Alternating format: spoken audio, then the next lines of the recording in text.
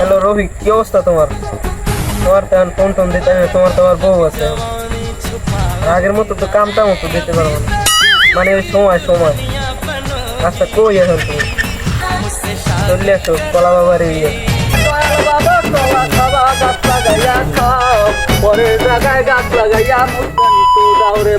বাবার কলা এত বড় বাবা গাছ লাগাইয়া খাও পরের জায়গায় গেলে কই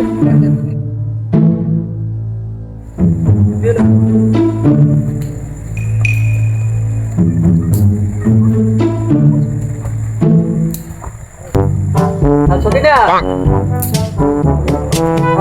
কোথায় তুমি? না না আমি তো কলা বাবার এড়িয়ে এসেছি। কই তুমি? ও আচ্ছা আচ্ছা কিনা কিনা তোমার কি অবস্থা? কেমন আছো? ভালো আছি। ভালো আছি, জি ভালো আছি। শুকিয়ে গেছো না তো? শুকিয়ে গেছি তো, আমি ওরম করেন না না তোমার কি অবস্থা? খাওয়া দাওয়া করো না মতো? চলো একটু বসি। হ্যালো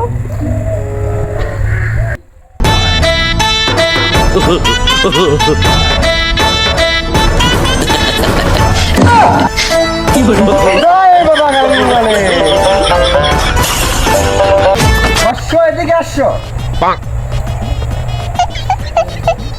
বাবা বলেন বাবা, কে করিয়াছে এই দুর্ঘটনা? কোথাকার জানিয়ে লাইলি আর মজনু।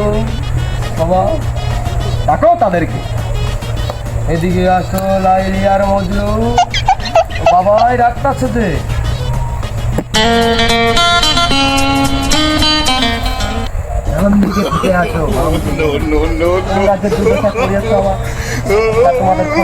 যাও, তোমাদের বিক্ষোভ হয়ে যায়। বাবা বাবা বাবা আমাদের মাফ করে দিন বাবা। বাবার তপস্যার মাঝে যে ব্যক্তি ভঙ্গন করিবে তার কোনো জীবনে পূর্ণ মিলন হবে না। কি বাবা? আমার খাবারে বিলই দেয় থাবা, আমার নাম গাঙ্গুলি বাবা। আমাদের কি কোনো বাঁচার উপায় নেই বাবা?